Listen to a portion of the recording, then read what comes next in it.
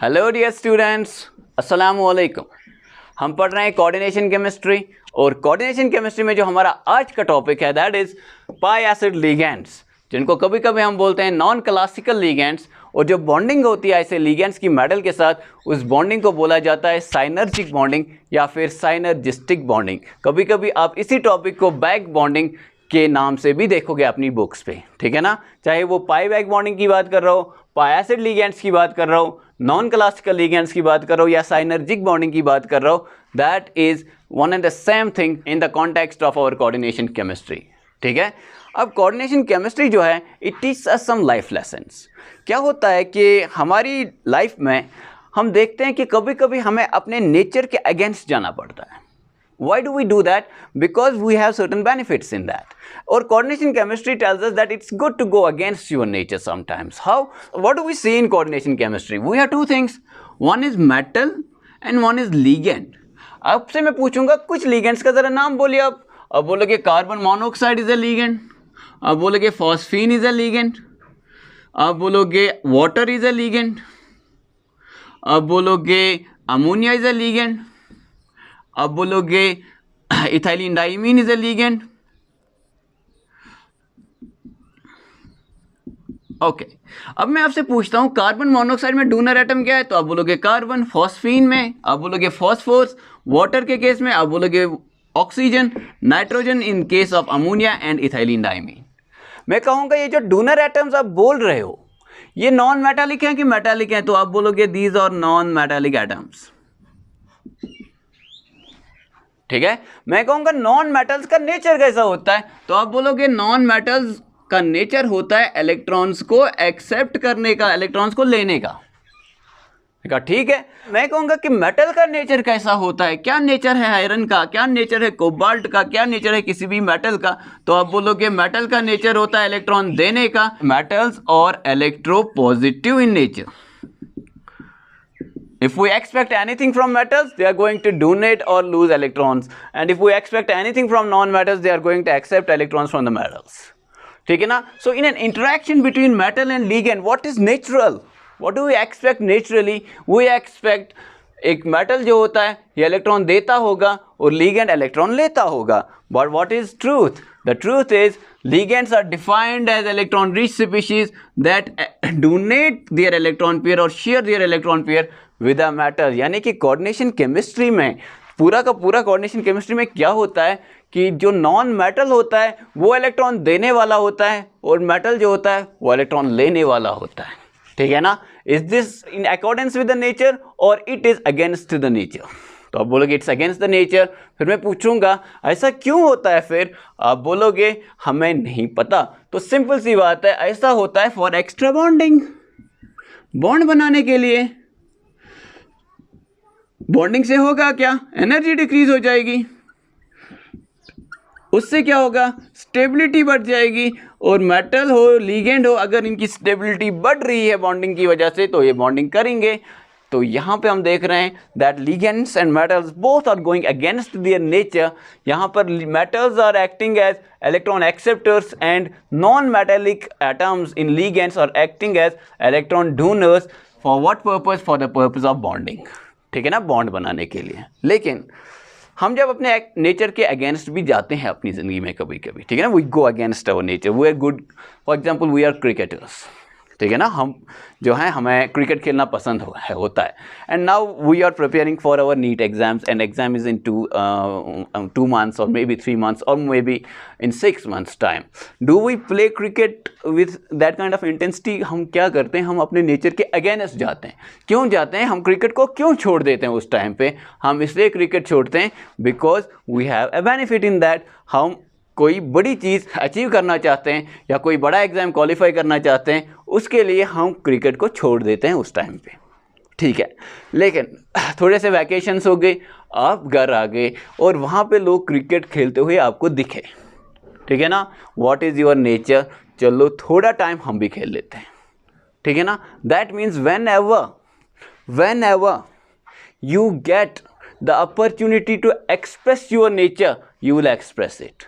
That means in case of coordination chemistry, whenever metal and ligand are bonded in such a way कि ये ligand के पास opportunity है electrons को accept करने की और ये मेटल के पास इलेक्ट्रॉन देने की जो है वो अपॉर्चुनिटी प्रेजेंट है, वहां पे एक ऐसी कंडीशन बन रही है कि लीगेंड ले सकता है इलेक्ट्रॉन, मेटल दे सकता है electron, that thing will definitely take place and that is our lecture और topic for today, pi acid ligands. वो लीगेंड्स होंगे पाई एसिड लीगेंड्स ऑब्वियसली, जो देखो पाई का मतलब पाई बॉन्ड, एसिडिक लीगेंड्स का क्या मतलब है, वो लीगेंड्स जो इलेक्ट्रॉन लेने वाले होंगे, ठीक है ना।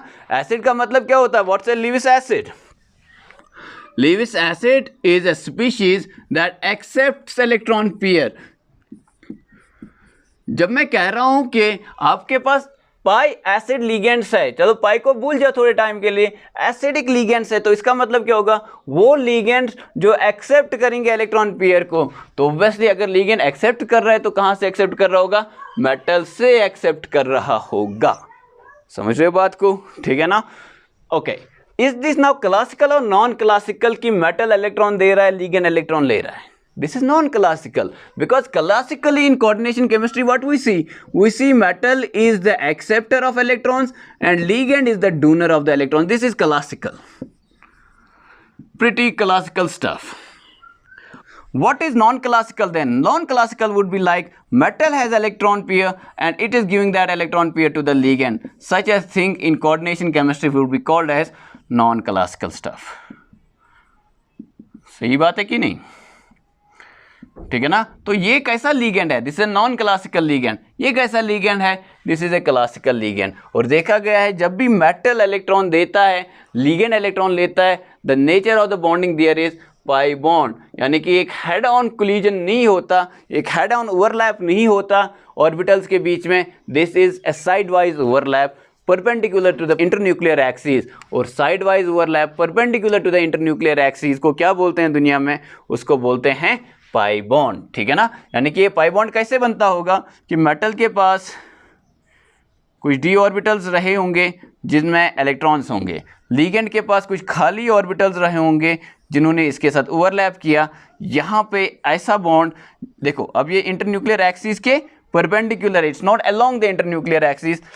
ऐसे लीगेंड को क्या बोलेंगे, ऐसे लीगेंड को बोलेंगे नॉन क्लासिकल लीगेंड, ठीक है ना। ये मैं अभी आपको सुपरफिशियली ऊपर ऊपर से बोल रहा हूं कि what is to be expected in today's lecture, ठीक है। अब साइनर्जिक्स किसको कहते हैं, साइनर्जिस्टिक बॉन्डिंग क्या होता है, it's a bond, synergistic word is an English word which means give and take, कि आप दे भी रहे हो ले भी रहे हो। एक ऐसी बॉन्डिंग जिसमें लीगेंड सिर्फ दे नहीं रहा है इलेक्ट्रॉन पेयर लेकिन ले भी रहा है। एक ऐसी बॉन्डिंग जिसमें मेटल सिर्फ इलेक्ट्रॉन पेयर एक्सेप्ट नहीं कर रहा है बल्कि इलेक्ट्रॉन पेयर दे भी रहा है, ऐसी बॉन्डिंग को हम बोलेंगे साइनर्जिस्टिक बॉन्डिंग, ठीक है ना। So let us now in detail study these pi acid ligands और non classical ligands. But before we do that, I will like you to recall a simple concept that we studied in our chemical bonding regarding the Lewis acid character of boron trihalides. Let's do that first. Let us see the case of boron trihalides.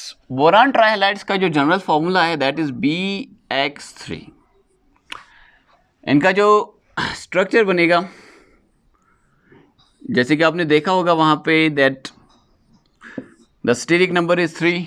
The shape of the molecule is trigonal planar, ठीक है ना। ये trigonal planar shape होता है molecule का। और आपने ये भी देखा कि हाइब्रिडाइजेशन विल बी sp2, ठीक है ना। तो 3 sp2 हाइब्रिड ऑर्बिटल्स, एक ने इसके साथ ओवरलैप किया इसके p ऑर्बिटल के साथ, एक ने इसके p ऑर्बिटल के साथ, एक ने इसके p ऑर्बिटल के साथ। अब जो बोरान है sp2 हाइब्रिडाइजेशन के बाद एक p ऑर्बिटल जो बचता है that is perpendicular to the plane of this BF3 molecule या BX3 इन जनरल। अब आप देखिए ये जो सेंट्रल एटम यहाँ पे है बोरान, आप मुझे बोलिए इसके पास कितने इलेक्ट्रॉन्स हैं total in the valence shell. तो आप बोलोगे 2 इस बॉन्ड के, 2 इस बॉन्ड के और 2 इस बॉन्ड के।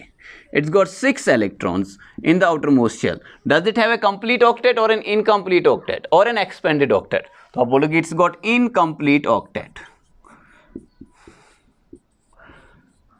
It is a hypovalent species, ठीक है।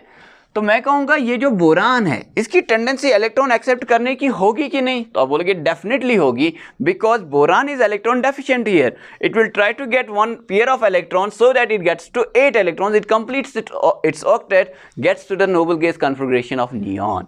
ठीक है, तो इसकी टेंडेंसी क्या होगी मेरे बच्चे, इलेक्ट्रॉन को एक्सेप्ट करने की. ठीक है, तो कोई हमें शक नहीं इस बात में कि आपका जो बोरान है इन BX3, this boron has a vacant orbital and this vacant orbital is also a low energy orbital, p orbital है, 2p का ऑर्बिटल. ठीक है ना, तो वैकेंट 2p ऑर्बिटल होने की वजह से यहाँ पे ये होगा Lewis acid. Why? Because by the definition of Lewis acid, it's a species that accepts a lone pair of electrons या simply pair of electrons. अब हम कंपेयर करते हैं BF3 और BCl3 को, दो को ही कंपेयर करते हैं for understanding. Boron trifluoride and boron trichloride, दोनों के पास कॉमन क्या होगा, एक वैकेंट p ऑर्बिटल. और भी चीज़ें कॉमन होंगी, दोनों प्लानर होंगे, दोनों का हाइब्रिडाइजेशन, बोरान का जो हाइब्रिडाइजेशन दोनों में होगा sp2 होगा. उस सब के अलावा the thing that is of our interest is they have got a vacant p orbital. ठीक है ना. अब क्या दोनों लिविस एसिड है, आंसर इज यस. जैसे हम बोलते हैं क्या HCl एसिड है, it's an acid of course. क्या एसिटिक एसिड एसिड है, it's an acid of course. But are they acids of same strength, answer is no. HCl is much more strong then acetic acid. इसी तरह ये दोनों Lewis acids है, ये Brønsted acids नहीं है, ये लिविस एसिड्स हैं. तो क्या ये दोनों का टेंडेंसी है इलेक्ट्रॉन एक्सेप्ट करने का, आंसर इज यस. लेकिन क्या बराबर टेंडेंसी होगा, answer is no. Now to understand कि कौन ज्यादा आसानी के साथ इलेक्ट्रॉन एक्सेप्ट करेगा, इन अदर वर्ड्स कौन ज्यादा स्ट्रॉन्ग एसिड होगा. ठीक है ना, स्ट्रॉन्ग एसिड का मतलब क्या होगा, स्ट्रॉन्ग एसिड का मतलब होगा boron is more electron deficient. अगर बोरान बहुत इलेक्ट्रॉन डेफिशिएंट होगा तो ये ज्यादा टेंडेंसी होगी इसके इलेक्ट्रॉन को एक्सेप्ट करने की. फिर हमने बोला कि इसका मतलब होगा it accepts electron pair with ease. ठीक है ना, स्ट्रॉन्ग एसिड जो होगा वो सबसे आसानी के साथ इलेक्ट्रॉन पेयर को एक्सेप्ट करेगा. अब देखो बोरान ट्राइफ्लोराइड और बोरान ट्राइक्लोराइड को कंपेयर करते हैं. The first thing that will come to our mind as students of chemistry is कि fluorine is highly electronegative. Highly electronegativity का कॉन्सेप्ट हमारे दिमाग में आएगा. हम बोलेंगे फ्लोरीन बहुत इलेक्ट्रोनेगेटिव है, क्लोरीन भी अच्छा खासा इलेक्ट्रोनेगेटिव है, लेकिन फ्लोरीन जैसा नहीं है. ठीक है ना, 3.1 3.98 या सिंपली 4 इलेक्ट्रोनेगेटिविटी, 3.1 इलेक्ट्रोनेगेटिविटी. तो हम बोलेंगे फ्लोरीन बहुत ज़्यादा इलेक्ट्रॉन खींचेगा बोरान से. तीन फ्लोरीन प्रेजेंट है यहाँ पे, और 3 फ्लोरीन जो हैं ये बोरान से बहुत इलेक्ट्रॉन खींचेंगे अपनी तरफ, और बोरान जो है इसमें इलेक्ट्रॉन डेफिशिएंसी काफ़ी ज़्यादा होगी. ये बहुत ज़्यादा इलेक्ट्रॉन डेफिशिएंट फील करेगा और बहुत आसानी के साथ इलेक्ट्रॉन पेयर को एक्सेप्ट करेगा इन कंपैरिजन टू BCl3 का जो बोरान है. क्यों, यहाँ पे भी क्लोरीन जो है इलेक्ट्रोनेगेटिव है, लेकिन ये भी इलेक्ट्रॉन को खींचेगा अपनी तरफ, लेकिन उतना नहीं खींचेगा जितना फ्लोरीन खींचता है, क्योंकि नंबर 3 है यहाँ पे फ्लोरीन का.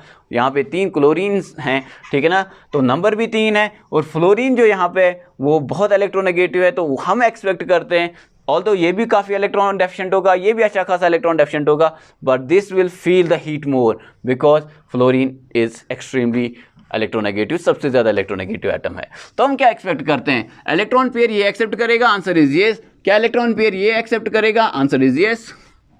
क्या ये लिविस एसिड है, आंसर इज यस. क्या ये लिविस एसिड है, आंसर इज यस. दोनों लिविस एसिड्स हैं.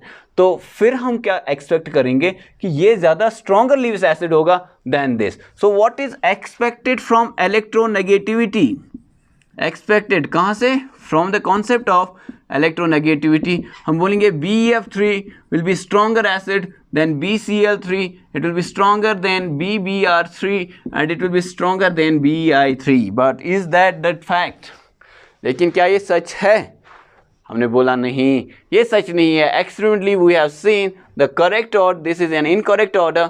The correct order is BF3 is least acidic, BF3 सबसे कम, फॉलोड बाय BCl3. ठीक है ना, और सबसे ज़्यादा जो एसिडिक इनमें से है that is BI3. BI3 is most acidic boron trihalide. समझो बात को.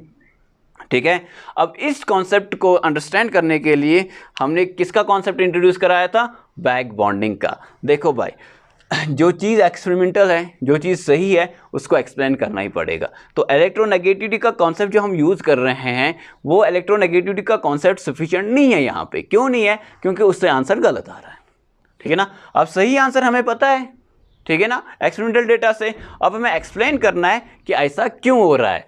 तो देखो, अगर बोरान ट्राइफ्लोराइड लीस्ट एसिडिक है, इसका मतलब क्या हुआ? इसका मतलब हुआ बोरान ट्राइफ्लोराइड का जो बोरान है, it is got electron richness, इसके पास इलेक्ट्रॉन हैं more than what we are expecting. तो वो कैसे हमने एक्सप्लेन किया, उसके बाद हमने बोला कि ये फ्लोरीन को देख लेते हैं। ये फ्लोरीन के पास 3 लून पेयर्स हैं, तो यहाँ पे भी तो p ऑर्बिटल्स अवेलेबल हैं विथ इलेक्ट्रॉन पेयर्स। तो वो फ्लोरीन जो है वो यहाँ पे इलेक्ट्रॉन्स दे देगा बोरान के एम्प्टी ऑर्बिटल में। और फ्लोरीन के पास कौन सा ऑर्बिटल है? ये 2p। बोरान के पास कौन सा ऑर्बिटल है? 2p ओवरलैप से यहाँ पे एक पाई बॉन्ड बन जाएगा, because this will B side wise overlap, है ना। साइड वाइज ओवरलैप होगा, एक पाई बॉन्ड बनेगा। ये कैसा पाई बॉन्ड है? ये बना है जब एक मोर इलेक्ट्रोनेगेटिव स्पीशीज अपने इलेक्ट्रॉन दे रहा है एक लेस इलेक्ट्रोनेगेटिव स्पीशीज को। हमने इसको नाम रखा बैक बॉन्डिंग, ठीक है ना। क्योंकि एक्सपेक्टेड क्या है? नॉर्मल ट्रेंड क्या है? नॉर्मल ट्रेंड है कि फ्लोरीन इलेक्ट्रॉन खींचेगा बोरान से, लेकिन यहाँ पे क्या हो रहा है? This is a trend in bonding. तो यहाँ पे क्या हो रहा है कि फ्लोरीन ही अपने इलेक्ट्रॉन पेयर बोरान के साथ शेयर कर रहा है, तो इसको हमने नाम दिया बैक बॉन्डिंग, ठीक है ना। क्योंकि बॉन्ड पाई बन रहा है, तो हम इसको पाई बैक बॉन्डिंग भी बोल सकते हैं, ठीक है। अब आप बोलेंगे क्लोरीन के पास भी तो 3 है, लेकिन क्लोरीन के पास ऑर्बिटल कौन सा है? छोटा या बड़ा? उससे बड़ा। This is a 3p orbital.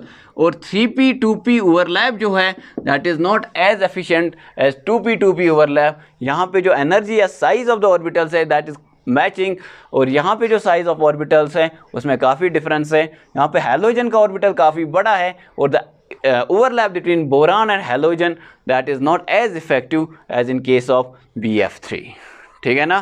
तो यहाँ पे कौन सा ओवरलैप है? 3p 2p। अगर आप BR3 की बात करें, यहाँ पे बैक बॉन्डिंग में कौन सा ओवरलैप है? बोरान का 2p, ब्रोमीन का 4p। और अगर आप BI3 की बात करें तो वहाँ पे बोरान का 2p और आयोडीन का 5p, यानी कि एक छोटा ऑर्बिटल, एक काफ़ी बड़ा ऑर्बिटल। आपका जो ओवरलैप यहाँ पे होगा that will not be a very effective overlap, जिसकी वजह से हम बोलेंगे सबसे ज़्यादा जो इलेक्ट्रॉन डेफिशिएंसी ख़त्म हुई है वो कहाँ पे होगी? जहाँ पे बॉन्ड सबसे स्ट्रॉन्ग बना होगा, that is the case of BF3, ठीक है ना। तो BF3 के केस में सबसे स्ट्रॉन्ग बैक बॉन्डिंग है, जिसकी वजह से बोरान जो है वो इलेक्ट्रॉन रिचनेस फील करेगा, और इसकी टेंडेंसी बाहर से इलेक्ट्रॉन लेने की बहुत कम हो जाएगी। क्योंकि अगर अंदर इलेक्ट्रॉन पेयर अवेलेबल है, अगर आपके घर में खाना मौजूद है, तो आप बाहर किसी घर में खाना खाने क्यों जाएंगे? इसी तरह यहाँ पे बोरान के सामने फ्लोरीन है जिसके पास भी 2p ऑर्बिटल ही है, बोरान के भी का भी एम्प्टी ऑर्बिटल 2p ही है, तो यहाँ पे ओवरलैपिंग हो जाएगा। ये यहाँ पे बोरान एक्सेप्ट करेगा इलेक्ट्रॉन पेयर फ्लोरीन से ही, क्लोरीन आयोडीन से भी इलेक्ट्रॉन एक्सेप्ट करेगा, ब्रोमीन से भी करेगा, लेकिन सबसे इफेक्टिव ओवरलैप होगा 2p 2p ओवरलैप, जिसकी वजह से this is the most stable condition. तो हम बोलेंगे बोरान जो है वो सबसे स्टेबल BF3 में है, सबसे कम टेंडेंसी होगी इलेक्ट्रॉन को एक्सेप्ट करने की। और हमने ये ऑर्डर जो है हमने इसको बोला कि ये गलत है, और ये वाला ऑर्डर जो हमने एक्सपेरिमेंटली देखा था जो सही है उसको हमने एक्सप्लेन किया by the concept of back bonding, ठीक है। Now we will come to our coordination chemistry and see कि हमने ये वाला डिस्कशन क्यों लाया आज के लेक्चर में, ताकि हम बहुत ही आसानी के साथ हमने अपने पाई एसिड लिगेंड्स का कॉन्सेप्ट सीख सकें। Let us do this back bonding thing with coordination compounds now. To understand this concept in coordination compounds, let us take the example of carbon monoxide as the ligand. Carbon monoxide, ये carbon monoxide में क्या है? Carbon और oxygen के बीच में triple bond है। Carbon has got the lone pair, oxygen has got the lone pair। हमने इससे पहले भी बात की, it is still a monodentate ligand and it's not in general an ambidentate ligand because oxygen जो है इसका lone pair काफ़ी लो है एनर्जी में, ठीक है। अब ये कार्बन का काम क्या है? इलेक्ट्रॉन को देना, इसी को इलेक्ट्रॉन को देना। ये मेटल है आपके पास, ये इलेक्ट्रॉन मेटल को दे रहा है, ठीक है ना। This is what we expect. Now this is classical stuff. यहाँ पे लिगेंड इलेक्ट्रॉन दे रहा है और मेटल इलेक्ट्रॉन को एक्सेप्ट कर रहा है. इन अदर वर्ड्स हो क्या रहा है, मेटल के पास एक एम्प्टी डी ऑर्बिटल है. What is this, this is empty orbital, जो डी ऑर्बिटल भी हो सकता है और हाइब्रिड ऑर्बिटल भी हो सकता है. We write empty orbital. ठीक है ना. ये कार्बन जो है इसके पास एक फील्ड ऑर्बिटल है और उस फील्ड ऑर्बिटल से इलेक्ट्रॉन जा रहे हैं. ठीक है ना. ये कार्बन जो है इसका इलेक्ट्रॉन पेयर है जो इसे शेयर किया है अपने मेटल के साथ. अब इसके पास पाई बॉन्ड्स हैं. ठीक है ना. कार्बन मोनोऑक्साइड के पास पाई बॉन्ड है तो पाई ऑर्बिटल्स हैं, पाई स्टार ऑर्बिटल्स भी होंगे. रिमेंबर मॉलिक्यूलर ऑर्बिटल थ्योरी का कॉन्सेप्ट. ऐसे बना लेते हैं फॉर एग्जांपल. और मेटल के पास काफ़ी डी ऑर्बिटल्स होते हैं. Just in case metal is in low oxidation state, metal के ऑक्सीडेशन स्टेट लो है, जैसे कि 0 है, +1 है या +2 कभी कभी. ठीक है ना. रियरली मोस्टली 0, कभी कभी नेगेटिव ऑक्सीडेशन स्टेट भी मेटल का हो सकता है. तो that means metal is electron rich. ये जो लो ऑक्सीडेशन स्टेट का मतलब है, इसका मतलब है मेटल इज इलेक्ट्रॉन रिच. इसके पास डी ऑर्बिटल्स हैं जहां इलेक्ट्रॉन पेयर है. समझ रहे हो बात को. ठीक है ना. अब यहाँ पे कंडीशन क्या है, यहाँ पे मेटल और कार्बन मोनोऑक्साइड एक दूसरे के नज़दीक है, एक दूसरे के आमने सामने है. कार्बन मोनोऑक्साइड के कार्बन ने अपना इलेक्ट्रॉन पेयर शेयर किया मेटल के वैकेंट ऑर्बिटल के साथ. इसके अलावा मेटल के पास डी ऑर्बिटल्स हैं जो भरे हुए हैं. इसको मैंने बोला था whenever there is an opportunity. अगर यहाँ पे डी ऑर्बिटल खाली होते तो कोई बैक बॉन्डिंग नहीं होगी, लेकिन डी ऑर्बिटल है और मेटल का नेचर है कि वो इलेक्ट्रॉन देना चाहता है, और सामने कार्बन मोनोऑक्साइड है और उसका नेचर है कि वो इलेक्ट्रॉन लेना चाहता है. तो यहाँ पे क्या होगा, नो प्राइजेस फॉर गैसिंग. यहाँ पे होगी बैक बॉन्डिंग. यहाँ पे क्या होगा, ये डी ऑर्बिटल और ये पाई स्टार ऑर्बिटल जो है कार्बन मोनोऑक्साइड का, ये आपस में ओवरलैप कर लेंगे. और जब ये ओवरलैप करेंगे तो यहाँ पे एक बॉन्ड बनेगा मेटल और कार्बन के बीच में, जो एक पाई बॉन्ड होगा. ठीक है ना. So what will be the condition, देखो metal carbon monoxide, this is the initial condition. ये एक स्टेट है जिसमें हम साइनर्जिक बॉन्डिंग को या फिर pi acid character of carbon monoxide को कंसिडर नहीं कर रहे हैं. यहाँ पे क्या हम बोल रहे हैं कि मेटल के पास एक ऑर्बिटल है. ठीक है ना. मेटल के पास एक भरा हुआ ऑर्बिटल है और ये ओवरलैप कर रहा है कार्बन मोनोऑक्साइड के खाली ऑर्बिटल के साथ. मेटल के पास कौन सा भरा हुआ ऑर्बिटल होगा, डी ऑर्बिटल. कार्बन मोनोऑक्साइड के पास कौन सा खाली ऑर्बिटल है, pi star orbital, LUMO. LUMO का मतलब होता है lowest unoccupied molecular orbital. Carbon monoxide भी किस ऑर्बिटल में इलेक्ट्रॉन एक्सेप्ट करेगा, वो उसी ऑर्बिटल में इलेक्ट्रॉन को एक्सेप्ट करेगा जिसकी एनर्जी सबसे कम होगी. ठीक है ना. Which is called as lowest unoccupied molecular orbital. वो खाली ऑर्बिटल जिसके पास सबसे कम एनर्जी है. बहुत सारे खाली ऑर्बिटल हो सकते हैं, उनमें से वो वाला खाली ऑर्बिटल जिसकी एनर्जी सबसे कम है उसको बोलते हैं लोवेस्ट अनऑक्यूपाइड मॉलिक्यूलर ऑर्बिटल. वो इसमें कौन सा है, पाई स्टार. ठीक है ना. उससे क्या ज़्यादा कोई है, आंसर इज ये, सिग्मा स्टार भी इसमें होता है लेकिन उसकी एनर्जी ज़्यादा है. ओब्वियसली एक्सेप्ट उसी में होगा जिसकी एनर्जी कम होगी. उस कंडीशन को हम कैसे दिखाते, देखो अब ये कार्बन मोनोऑक्साइड का पाई स्टार ऑर्बिटल है जिसमें इलेक्ट्रॉन जा रहे हैं. पाई स्टार में जब 2 इलेक्ट्रॉन जाएंगे, ठीक है ना, तो पाई बॉन्ड ऑर्डर कम हो जाएगा बाय फैक्टर ऑफ 1. यानी कि अगर 2 एटम्स हैं जिनका बॉन्ड ऑर्डर, 2 एटम्स जुड़े हुए हैं, फॉर एग्जाम्पल अगर 2 एटम्स जुड़े हुए हैं ए एंड ए और इनका जो बॉन्ड ऑर्डर है वो 2 है या 3 कर देते हैं. एक इसमें सिग्मा बॉन्ड होगा, 2 इसमें पाई बॉन्ड्स होंगे. इसका मतलब है पाई बॉन्ड ऑर्डर इसमें 2 है.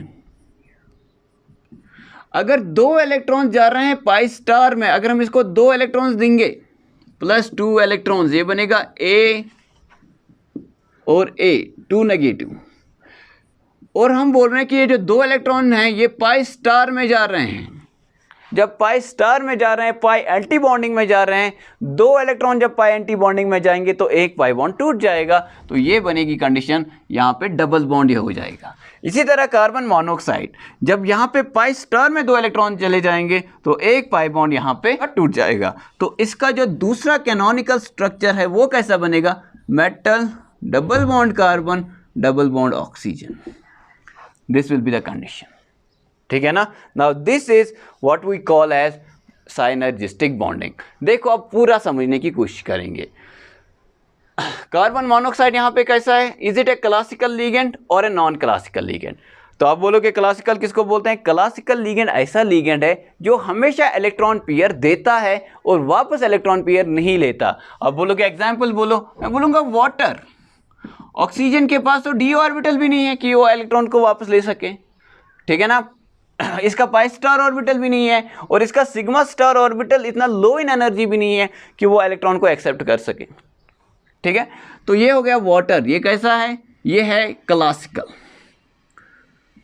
अमोनिया देखो आप, क्लासिकल लीगेंड, ये सिर्फ देता है, कभी वापस नहीं लेता, ठीक है ना। O2 negative, oxo NH2 negative, classical ligand, CH3 negative, classical ligand, because they do not. अब आपसे पूछेंगे ये क्लासिकल लीगेंड्स क्यों हैं, ये क्यों नहीं इलेक्ट्रॉन एक्सेप्ट करते हैं वापस, अगर इनका नेचर है तो मैं बोलूँगा ये इसलिए नहीं करते बिकॉज इनका जो ल्यूमो है, यानी कि लोवेस्ट अनऑक्यूपाइड मॉलिक्यूलर ऑर्बिटल, वो वाला ऑर्बिटल जिसमें ये इलेक्ट्रॉन ले लेते, जो सबसे कम एनर्जी वाला वो ऑर्बिटल है, वो भी इतनी ज़्यादा है एनर्जी में मेटल के कंपैरिजन में कि वो वहाँ पे एक इफेक्टिव ओवरलैप मेटल के ऑर्बिटल के साथ नहीं कर सकता।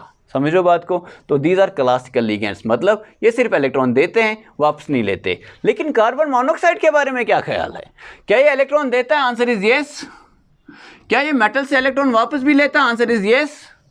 तो सच ए लीगेंड जो इलेक्ट्रॉन देता भी हो और इलेक्ट्रॉन वापस भी लेता हो, उसको बोलते हैं नॉन क्लासिकल लीगेंड। जब ये इलेक्ट्रॉन देता है तो बॉन्ड बनता है सिग्मा बॉन्ड, और जब ये वापस लेता है तो बॉन्ड बनता है पाई बॉन्ड।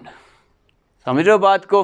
तो यहाँ पे जो नॉन क्लासिकल लीगेंड्स हैं, इनको हम बोल सकते हैं पाई एसिड लीगेंड्स भी। और मुझे एक्सप्लेन करने की अब जरूरत नहीं पड़ेगी कि इनको पाई एसिड लीगेंड क्यों बोलते हैं, क्योंकि पाई एसिड का मतलब क्या होता है, पाई एसिड का मतलब पहले क्या होता है, एसिड का मतलब होता है इलेक्ट्रॉन पेयर को एक्सेप्ट करने वाला। पाई एसिड का मतलब क्या है कि जब भी इलेक्ट्रॉन पेयर को एक्सेप्ट करता है तो वहाँ पे बनता है पाई बॉन्ड। तो जब भी कार्बन मोनोऑक्साइड मेटल से इलेक्ट्रॉन लेगा तो वहाँ पे जो ओवरलैप होगा वो साइड वाइज ओवरलैप होगा, perpendicular to the internuclear axis overlap होगा। तो हम बोलेंगे यहाँ पे जो बनेगा bond that will be a pi bond. तो ऐसे लीगेंड्स जो नॉन क्लासिकल है वो पाई एसिड लीगेंड्स होते हैं। इसके अलावा एक और टर्म हमने देखी, साइनर्जिक बॉन्डिंग। साइनर्जिक बॉन्डिंग, तो साइनर्जिक का मतलब गिव एंड टेक, देना भी और वापस लेना भी, दैट्स कॉल्ड साइनर्जिक, ठीक है ना। समथिंग लाइक प्रोटो कॉपरेशन, ठीक है ना। जैसे बायोलॉजी में आप पढ़ते हो कि एक ऐसा इंटरेक्शन जिसमें दोनों को फायदा हो, ठीक है ना, उसको आप प्रोटो कॉपरेशन बोलते हो। कुछ ऐसा ही कॉन्सेप्ट है ये कि आपका जो लीगेंड है, ये आपका मेटल है और ये आपका लीगेंड है, जिसमें लीगेंड जो है वो मेटल को देता है इन सिग्मा फैशन। यानी कि जो मेटल और लीगेंड का ऑर्बिटल है जिसमें लीगेंड देता है और मेटल लेता है, वो ओवरलैप होता है हेड ऑन ओवरलैप, यानी कि वहाँ पे जो बॉन्ड बनेगा वो बनेगा सिग्मा बॉन्ड, ठीक है। और दूसरा होता है कि मेटल वापस इलेक्ट्रॉन्स जो है वो लीगेंड को देगा। इन अदर वर्ड्स मेटल के ऑर्बिटल भी लीगेंड के ऑर्बिटल के साथ ओवरलैप करेंगे ऐसे कि लीगेंड का ऑर्बिटल खाली है और मेटल का ऑर्बिटल भरा हुआ है, वहाँ पे जो बॉन्ड बनेगा वो पाई बॉन्ड होगा। तो ये किस टाइप की बॉन्डिंग है, ये एक ऐसी बॉन्डिंग है which is synergic with respect to both metal as well as ligand. यहाँ पे मेटल क्या कर रहा है, एक्सेप्ट कर रहा है कि नहीं कर रहा है, आंसर इज येस। क्या ये डोनर भी है, आंसर इज येस, डोनेट भी कर रहा है। लीगेंड क्या कर रहा है, एक्सेप्ट भी कर रहा है, डोनेट भी कर रहा है। Such a bonding in which a ligand और both ligand and metal act both as Lewis acids as well as Lewis bases, such a bonding is called as synergic bonding। या इनको सिंपल ऐसे समझो कि लीगेंड और metal दोनों electron pair एक दूसरे को देते भी हैं और एक दूसरे से लेता भी है। मेटल लीगेंड को देगा भी, लीगेंड से लेगा भी, लीगेंड मेटल को देगा भी, मेटल से लेगा भी। ऐसी बॉन्डिंग को बोलते हैं साइनर्जिस्टिक बॉन्डिंग और साइनर्जिक बॉन्डिंग। समझ रहे हो बात को।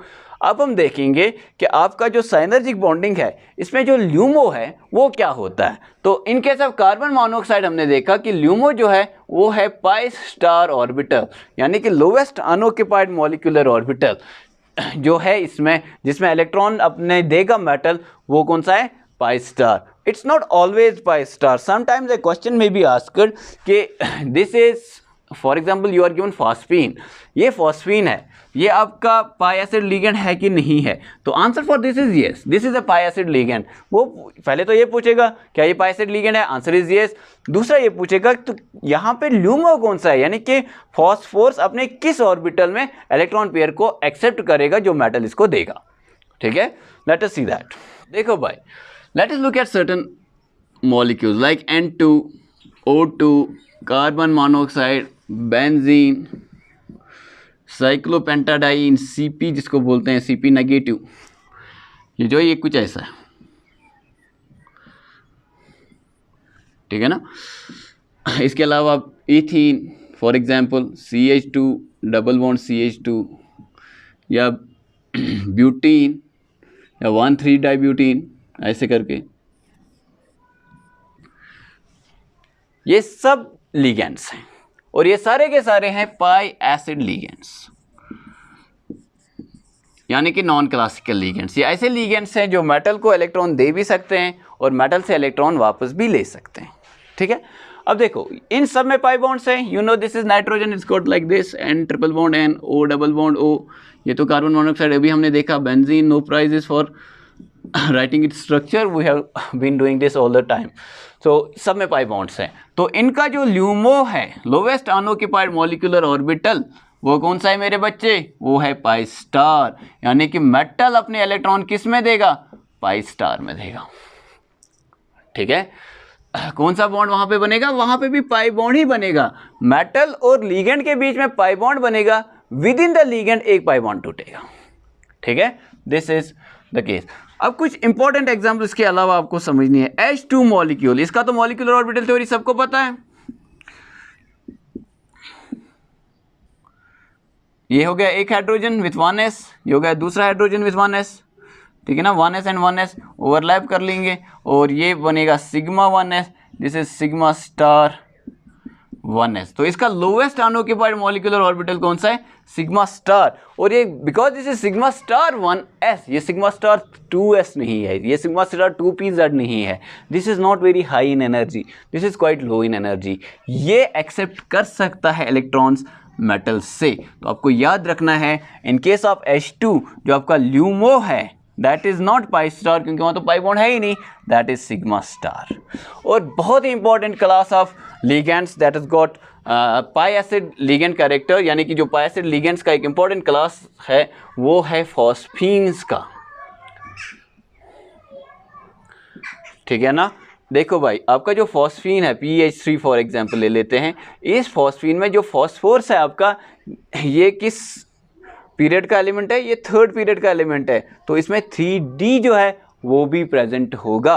अगर आप इसका कॉन्फ़िगरेशन देखोगे फॉस्फोरस का, that is 1s2, 2s2, 2p6, 3s2, 3p3, ठीक है ना। इसके बाद 3d0, तो इसके पास 3d orbitals, low energy orbitals available हैं 3d के, इन द फॉर्म ऑफ 3d, जो एक्सेप्ट कर सकते हैं इलेक्ट्रॉन्स को। तो जो फॉस्फीन्स हैं, क्या ये पाई एसिड लिगेंड्स हैं? Answer is yes. तो इनका जो ल्यूमो है वो आपको याद रखना पड़ेगा। इनका जो ल्यूमो है that is p orbital, sorry d orbital, ये d ऑर्बिटल में एक्सेप्ट करते हैं। इसी तरह p ब्लॉक के कुछ और, आर्सीन फॉर एग्जाम्पल, या फॉर एग्जाम्पल सल्फर का कोई कॉम्प्लेक्स है, सल्फर जो है वो, उसके पास भी लोन पेयर होते हैं, ये भी मेटल को दे सकता है और मेटल इसको वापस किस ऑर्बिटल में देगा? इसके d ऑर्बिटल में।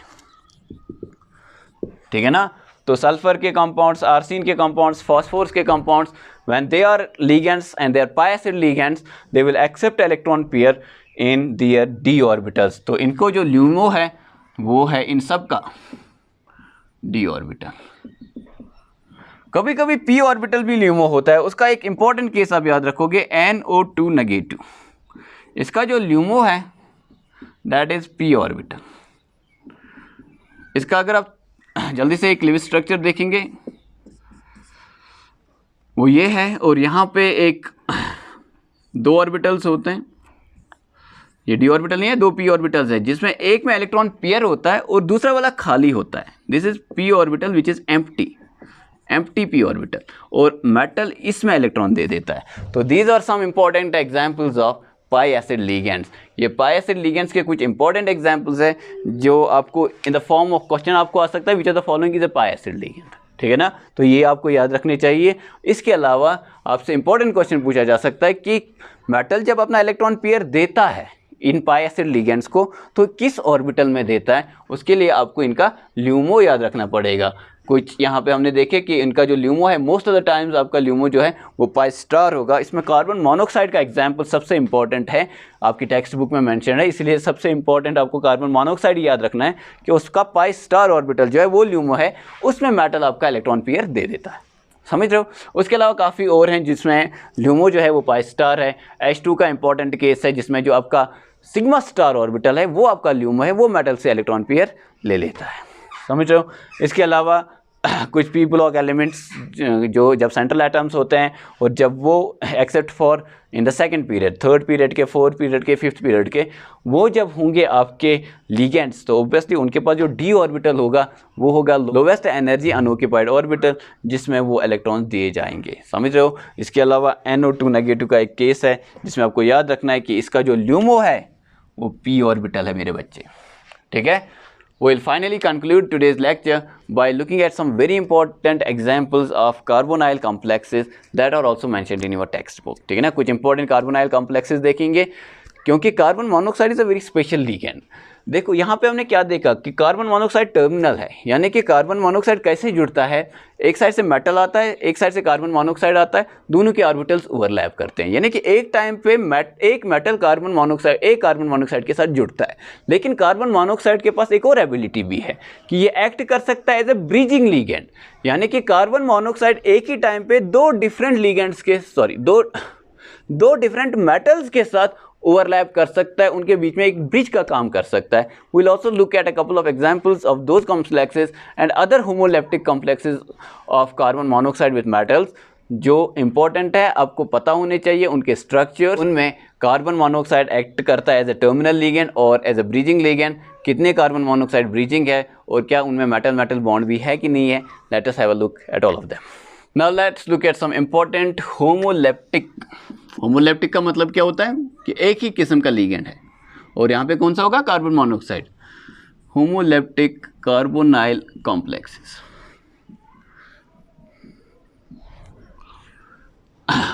व्हाट इज की टू दिस, इनको याद रखने के लिए आपके पास एक सिंपल की है कि आप 18 इलेक्ट्रॉन रूल फॉलो करोगे, ठीक है। Although that's not in our syllabus but we will apply it here कि आपका जो सेंट्रल एटम होता है, ट्रांजिशन मेटल होता है, it tends to attain 18 electrons in its valence shell. देखो हम क्रोमियम से देखेंगे, आपसे मैं पूछ रहा हूं कि क्रोमियम के अंदर कितने इलेक्ट्रॉन्स हैं if it's in zero oxidation state, यानी कि क्रोमियम मेटल के अंदर। तो आप बोलोगे स्कैंडियम, टाइटेनियम, वैनेडियम, क्रोमियम, जैसे कि आपको इसका कॉन्फ़िगरेशन भी पता होगा 3d5 4s1। तो इसका जो आउटर मोस्ट कॉन्फ़िगरेशन है उसमें इसके पास 6 इलेक्ट्रॉन्स हैं। इसको 18 के लिए और कितने चाहिए, तो आप बोलोगे 18 के लिए इसको चाहिए और 12 इलेक्ट्रॉन्स।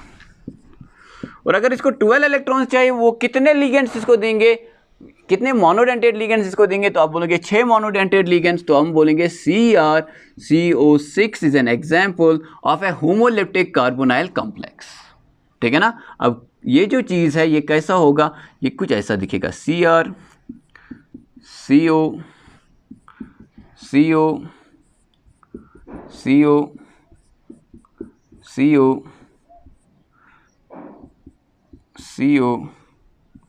एंड CO, ठीक है ना। फिर उसमें साइनर्जिक बॉन्डिंग भी होगी, इसमें थोड़ा सा डबल बॉन्ड कैरेक्टर होगा और इसमें भी ट्रिपल बॉन्ड से बॉन्ड वीकर होगा।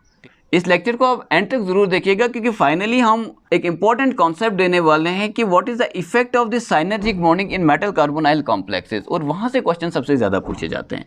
सो watch today's lecture till we finish. अब देखो this is an octahedral complex, ठीक है। अब मैं कह रहा हूं कि कार्बन मोनोऑक्साइड में 5 ही दूंगा, ठीक है, तो वो कितने इलेक्ट्रॉन्स देंगे, 10। तो अपने पास मेटल के पास कितने होंगे चाहिए, 8। वो किसके पास होते हैं, आयरन के पास। तो Fe इज लाइक D6S2, ठीक है ना, 3d6 4s2, 8 इलेक्ट्रॉन्स। तो इसमें अगर आप देंगे 5 कार्बन मोनोऑक्साइड तो एक TBP स्ट्रक्चर बनेगा, ट्राइगोनल बाइपैरामिडल, ठीक है ना, और यहाँ पे भी 18 इलेक्ट्रॉन रूल फॉलो होगा, आयरन के पास आपके पास 18 इलेक्ट्रॉन होंगे। तो स्ट्रक्चर आपको याद रखना है TBP, ठीक है, ट्राइगोनल बाइपैरामीटर।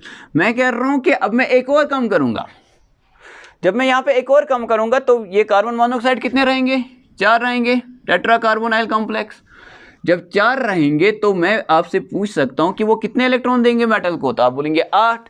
मैं कहूँगा 18 के लिए और मेटल को कितने चाहिए, तो आप बोलोगे 10। मैं कहूँगा कौन सा 3D सीरीज का एलिमेंट है जिसके पास ग्राउंड स्टेट में 10 electrons in the valence shell. Valence shell का मतलब होता है 3D और 4s मिला के, ठीक है ना। Valence means that participates in bonding. Bonding में जो जो ऑर्बिटल्स या जो जो इलेक्ट्रॉन्स हिस्सा ले सकते हैं उनको बोलते हैं वैलेंस इलेक्ट्रॉन्स और वैलेंस ऑर्बिटल्स।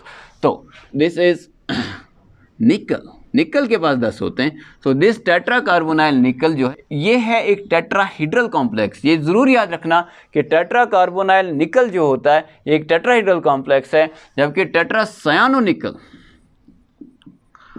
ये वाली चीज़ जो होती है ये एक स्क्वायर प्लानर कॉम्प्लेक्स होता है। ये स्क्वायर प्लानर होता है, ये तो कार्बोनाइल कॉम्प्लेक्स नहीं है, इसकी बात तो हम कर नहीं रहे हैं यहाँ पे, ठीक है, हमें कार्बोनाइल कॉम्प्लेक्सेस की बात कर रहे हैं। तो ये एक टेट्राहीड्रल कॉम्प्लेक्स है। ये वो कॉम्प्लेक्सेस हैं जिनमें carbon monoxide is a terminal ligand. Terminal ligand का मतलब क्या है कि मेटल के साथ कार्बन मोनोऑक्साइड ऐसे जुड़ा है कि कार्बन मोनोऑक्साइड एक्चुअल में सिर्फ एक मेटल के साथ अपने इलेक्ट्रॉन पेयर को शेयर कर रहा है। अब कुछ कॉम्प्लेक्सेस ऐसे होते हैं जिसमें कार्बन मोनोऑक्साइड जो है वो जुड़ा होता है 2 मेटल्स के साथ साइमल्टेनियसली, यानी कि carbon monoxide is acting as a bridge between 2 metals. अब देखो कार्बन मोनोऑक्साइड में कार्बन और मेटल्स के बीच में क्या है, 2 बॉन्ड्स बन चुके हैं, तो कार्बन और ऑक्सीजन के बीच में क्या होगा, सिर्फ एक डबल बॉन्ड होगा। यहाँ पे आप ट्रिपल बॉन्ड नहीं बनाएंगे। Whenever carbon monoxide is acting as a bridge, the bond between carbon and oxygen is a double bond, ठीक है ना। That means it's a weaker bond than this thing, because यहाँ पे जब ये टर्मिनल होगा कार्बन मोनोऑक्साइड वहाँ पे ट्रिपल बॉन्ड है, ठीक है ना, या at least triple bond character it's actually this C double bond O and some triple bond character. यहाँ पे डबल बॉन्ड कैरेक्टर है, तो ये बॉन्ड स्ट्रॉन्गर होता है, ये बॉन्ड वीकर होता है, ठीक है। यहाँ पे कार्बन और ऑक्सीजन नज़दीक होंगे, यहाँ पे कार्बन और ऑक्सीजन थोड़ा दूर होंगे। Okay, so let us look at a couple of very important examples where carbon monoxide is acting as a bridge. तो जो एग्जाम्पल आपको याद रखनी है एग्जाम्स के लिए for your carbon monoxide acting as a bridging ligand, वो है CO8 CO2। ऑब्वियसली जब ब्रिज होगा तो 2 मेटल्स होंगे, ये है वो कॉम्प्लेक्स, ठीक है ना।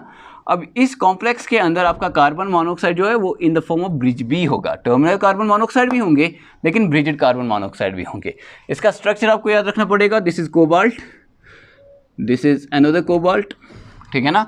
अब 2 कार्बन मोनोऑक्साइड ब्रिज यहाँ पे होंगे, C double bond O C double bond O, ये जुड़े हुए हैं कोबाल्ट के साथ, ठीक है। बाकी कितने बचे, 6, 2 तो ब्रिज में आ गए, बाकी 6 बचे, तो वो 6 कहाँ से होंगे, 3 यहाँ इसके पास होंगे, 3 इसके पास होंगे। C triple bond O C triple bond O C triple bond O C triple bond O C triple bond O C triple bond O, और कोबाल्ट 2 के बीच में भी एक बॉन्ड होगा, ठीक है ना। This there is a metal metal bond in this and there are 2 bridging carbonyl ligands in this. Apart from them there are also 6 non bridging या simply terminal carbon monoxide molecules present as ligands. ये भी याद रखना कि this is an important catalyst in the world that is used in OXO process और हाइड्रोफॉर्माइलेशन process. इस process में क्या होता है, इस प्रोसेस में आपके पास एक अल्कीन होता है and you treat it with carbon monoxide and H2 in presence of your this ligand, ठीक है ना, and you get the corresponding aldehyde. तो वो तो हमारा टॉपिक नहीं है यहाँ पे, जस्ट याद रखने के लिए कि ऑक्सो प्रोसेस या हाइड्रोफॉर्माइलेशन प्रोसेस जिसमें अल्कीन को कन्वर्ट किया जाता है एल्डिहाइड में using carbon monoxide and hydrogen, उसमें आपका ये वाला चीज़ जो है एज ए लिगेंड इस्तेमाल होता है। समझ रहे हो। अब एक और इम्पॉर्टेंट एग्जाम्पल है मैग्नीज 2 और कार्बन मोनोऑक्साइड 10। तो आप सोचेंगे कि यहाँ पे भी मैग्नीज 2 हैं, तो जब भी एक से ज़्यादा मेटल्स होंगे क्या कार्बन मोनोऑक्साइड हमेशा ब्रिजिंग लिगेंड होगा वहाँ पे? Answer is not necessarily. यहाँ पे कार्बन मोनोऑक्साइड ब्रिजिंग लिगेंड नहीं है। यहाँ पे 2 मैग्नीज जुड़े हुए हैं बाय सिंगल बॉन्ड्स, मैग्नीज और मैग्नीज। इसके पास भी 5 कार्बन मोनोऑक्साइड जुड़े हुए हैं और इसके साथ भी 5 कार्बन मोनोऑक्साइड जुड़े हुए हैं। ठीक है ना। This is manganese, manganese single bond, carbon monoxide, carbon monoxide, carbon monoxide, carbon monoxide and carbon monoxide, 5 यहाँ से और 5 यहाँ से, carbon monoxide, carbon monoxide, carbon monoxide, carbon monoxide, carbon monoxide. तो याद रखना कि Mn2CO10 के अंदर there is no carbon monoxide present in the form of a bridge, but there is one metal metal bond. This is also an important example. अब मैं आ रहा हूँ सबसे इंपॉर्टेंट कॉन्सेप्ट में in case of metal carbonyls, कि जो ये metal carbonyls में साइनर्जिस्टिक बॉन्डिंग होती है, इसका इफेक्ट क्या होता है। तो देखो मेरे बच्चे, इसका इफेक्ट क्या होता है। अगर आप लोगे एक मेटल को विथ कार्बन मोनोऑक्साइड, ठीक है ना। अब ये कार्बन मोनोऑक्साइड कैसा है, ये एक पाई एसिड लिगेंड है। पाई एसिड लिगेंड का मतलब क्या है, साइनर्जिस्टिक बॉन्डिंग है कि मेटल भी इलेक्ट्रॉन्स अपने जो है वो कार्बन मोनोऑक्साइड को देगा। जब ऐसा होगा तो इसका एक दूसरा स्ट्रक्चर बनेगा, metal double bond carbon double bond oxygen. ये इसके 2 कैनोनिकल स्ट्रक्चर्स होंगे। अब ये वाला स्ट्रक्चर कब डोमिनेंट होगा ज़्यादा, ये तब ज़्यादा डोमिनेंट होगा जब मेटल इलेक्ट्रॉन रिच होगा। समझ रहे हो। अगर मेटल बहुत ज़्यादा इलेक्ट्रॉन रिच है तो ये वाला कैनोनिकल स्ट्रक्चर है, ये ज़्यादा कंट्रीब्यूटिंग होगा। उस केस में होगा क्या, व्हाट आर द रिजल्ट्स और कॉन्सिक्वेंसेस ऑफ साइनर्जिस्टिक बॉन्डिंग। साइनर्जिक बॉन्डिंग के क्या कॉन्सिक्वेंसेस हैं इन मेटल कार्बोनाइल कॉम्प्लेक्सेस, इन कॉम्प्लेक्सेस के अंदर। देखो क्या होगा, मेटल और कार्बन के बीच में जो बॉन्ड होगा वो शॉर्ट हो जाएगा, ठीक है ना। तो हम बोलेंगे metal carbon bond length decreases, या फिर metal carbon bond order, bond order का मतलब बॉन्ड स्ट्रेंथ, ये इंक्रीज हो जाएगा, ठीक है ना। जितना ज़्यादा डबल बॉन्ड कैरेक्टर इनके बीच में आएगा उतना ज़्यादा वो स्ट्रांग होगा। तीसरा, कार्बन और ऑक्सीजन के बीच में जो बॉन्ड लेंथ होगा उसको क्या होगा, पहले ये ट्रिपल बॉन्ड था, साइनर्जिस्टिक बॉन्डिंग की वजह से ये डबल बॉन्ड हो जाएगा। So carbon oxygen bond length जो होगा वो इंक्रीज होगा, और कार्बन और ऑक्सीजन का जो बॉन्ड ऑर्डर होगा वो मेरे बच्चे क्या हो जाएगा, डिक्रीज हो जाएगा, क्योंकि वहाँ पे जो अट्रैक्शन हो जाएगा वो कम होगा। ट्रिपल बॉन्ड नहीं है, अब ये एक डबल बॉन्ड है। So what are the effects of synergic bonding on metal carbonyl complexes. Synergic bonding की वजह से ये जो कार्बन मोनोऑक्साइड है, इसके पाई एसिड लिगेंड होने की वजह से मेटल और कार्बन के बीच में जो बॉन्ड होगा वो स्ट्रॉन्गर होगा, ठीक है ना। This is how you see when you see it in the form of synergic bonding. इस साइनर्जिक बॉन्डिंग की वजह से मेटल और कार्बन के बीच में बॉन्ड स्ट्रांग होगा और बॉन्ड लेंथ जो है वो छोटा हो जाएगा, बॉन्ड ऑर्डर ज़्यादा हो जाएगा। कार्बन और ऑक्सीजन के बीच में इसके कंपैरिजन में जहाँ नॉन साइनर्जिस्टिक बॉन्डिंग है, साइनर्जिक बॉन्डिंग की वजह से कार्बन और ऑक्सीजन के बीच में बॉन्ड वीक हो जाएगा और बॉन्ड लेंथ जो है वो बढ़ जाएगा। समझ रहे हो। तो आपके पास डिफरेंट फॉर एग्जाम्पल कॉम्प्लेक्सेस आ रहे हैं, metal CON positive, metal CON times neutral and metal CON times negative। और आपको पूछेंगे मेटल कार्बन बॉन्ड सबसे स्ट्रॉन्ग किसमें है, स्ट्रेंथ, इसका ऑर्डर क्या है। देखो क्या देखना है, आपको देखना है मेटल कार्बन बॉन्ड सबसे स्ट्रॉन्ग किसमें है, तो आप बोलोगे जिसमें सबसे ज़्यादा साइनर्जिक बॉन्डिंग होगी उसमें मेटल और कार्बन का बॉन्ड जो है वो सबसे स्ट्रॉन्ग होगा। अब आपको कैसे पता चलेगा कि सबसे ज़्यादा साइनर्जिक बॉन्डिंग कहाँ पे होगी। देखो कार्बन मोनोऑक्साइड तो तीनों में कॉमन है, मेटल का ऑक्सीडेशन स्टेट तीनों में कॉमन नहीं है। यहाँ पे मेटल पॉजिटिव है, यहाँ पे मेटल न्यूट्रल है और यहाँ पे मेटल जो है वो नेगेटिवली चार्जड है। तो आप क्या बोलोगे, आप बोलोगे जहाँ पे मेटल नेगेटिवली चार्जड है, जहाँ पे ऑक्सीडेशन स्टेट नेगेटिव है, वहाँ पे मेटल इलेक्ट्रॉन रिच है। जब मेटल इलेक्ट्रॉन रिच है तो वहाँ पे साइनर्जिक बॉन्डिंग सबसे ज़्यादा होगी, वहाँ पे मेटल की देने की टेंडेंसी सबसे ज़्यादा होगी और वहाँ पे जो मेटल कार्बन बॉन्ड होगा वो छोटा हो जाएगा और मेटल कार्बन बॉन्ड सबसे स्ट्रॉन्ग होगा। तो अगर ये A है, if this is A, this is B and this is C, then the bond strength will be metal carbon bond strength will be C, सबसे ज़्यादा synergic bonding, सबसे ज़्यादा metal carbon bond strong, greater than B, greater than A। ये होगी पहली बात, ठीक है ना। अब इन्हीं कॉम्प्लेक्सेस में अगर आपसे पूछेंगे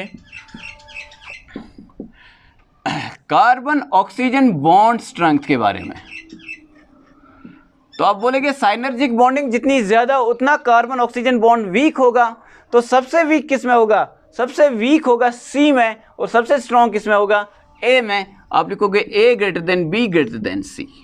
ऐसे ही बहुत सारे क्वेश्चंस आपको मिलेंगे अपने टेक्स्ट बुक पे, या जो भी आप ऑब्जेक्टिव उसकी बुक MCQ उसकी बुक सॉल्व करते हो, उनको करने में अब आपको आसानी होनी चाहिए। We will take a lot of these questions when we will deal with the exercises, ठीक है ना। जब हम क्वेश्चंस उठाएंगे, एक्सरसाइजेस उठाएंगे, वहाँ पे ऐसे क्वेश्चंस काफ़ी आएंगे। इन क्वेश्चंस का वहाँ पे हम काफ़ी आसानी के साथ और आराम से और डिटेल में आंसर दे देंगे, ठीक है ना। अभी हम सिर्फ टेक्स्ट पढ़ रहे हैं, ठीक है ना। अभी हम सिर्फ कॉन्सेप्ट सीख रहे हैं। क्वेश्चन सॉल्व करने का जब टाइम आएगा तो ऐसे क्वेश्चंस हम बहुत उठाएंगे कि मेटल कार्बन बॉन्ड किस में स्ट्रॉन्ग है, किस में वीक है, किस में बॉन्ड लेंथ ज़्यादा है, किस में कम है, कार्बन ऑक्सीजन बॉन्ड किस में वीक है, किस में स्ट्रॉन्ग है, बॉन्ड लेंथ किस में ज़्यादा है, किस में कम है। Will take all these questions in subsequent lectures. Thanks for watching today's lecture. See you with nomenclature next time.